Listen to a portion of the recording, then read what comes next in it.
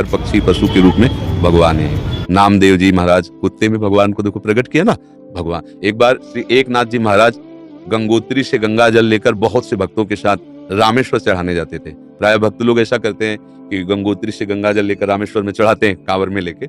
ऐसे ही वो जा रहे थे, जब रामेश्वर जी के पास पहुंचने वाले थे तो देखा एक गधा प्यास से तड़प रहा है, मतलब ऐसा दिखाई दे रहा है। तो उन्होंने विचार किया कि रामेश्वर जी में तो सब जल चढ़ाते हैं और ये प्यासा इसे कोई पिलाएगा नहीं। गंगोत्री से लाए थे रामेश्वर जी के लिए, नजदीक गए और गोद में गधे का सर लिया और हर हर महादेव करके पूरी गंगा जली जे ही गंगा जली पिया। तो और जो साथी थे सब हंसने लगे, यार मतलब इतनी मेहनत करके वहां से लाए और पास ही आ चुके थे रामेश्वर के, वहां नहीं चढ़ा, गधे को पिला दिया। वो तो रामेश्वर जी गए और वहां रामेश्वर आ गए। गधे को जे ही गंगा जल पिलाया तो भगवान उठ के बैठ गए, बोले मैं ही था, तुम्हारे को देख रहा था कि तुम केवल मूर्ति में ही मुझे समझते हो या सब जीवों में भी मुझे समझते हो। तुम्हारी इस दया से मैं द्रवित होकर यहीं प्रकट हो गया, क्योंकि कण कण शिव है, तो एक गधे से ही भगवान प्रकट हो गए। तो पशु पक्षियों की सेवा भगवान की सेवा पर अभिमान न करे, भाव ऐसा रखे कि भगवान ने मुझे ये सेवा दी है और सेवा लायक बनाया है बस, और इसका प्रचार प्रसार न करें।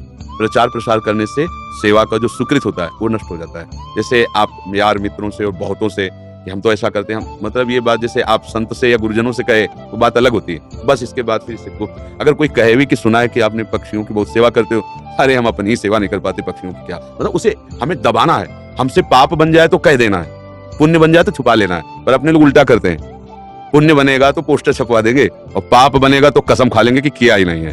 यही हमारी दुर्गति का कारण बनता है। अगर हमसे कोई गलती हो गई और कोई पूछे आपसे गलती, वहां हो गई, अब दंड मिलेगा जो, तो वो नष्ट हो जाएगा। जहां आपने हाँ कहा तो पाप नष्ट हो जाएगा।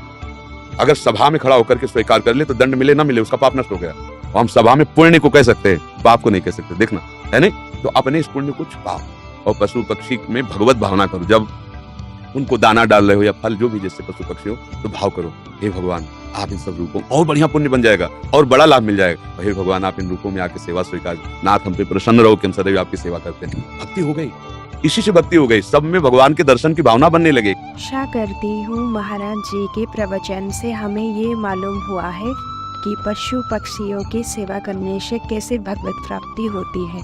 बहुत बहुत धन्यवाद महाराज जी, आपके प्रवचन सुन के हमारा जीवन धन्य हो जाता है। राधे राधे।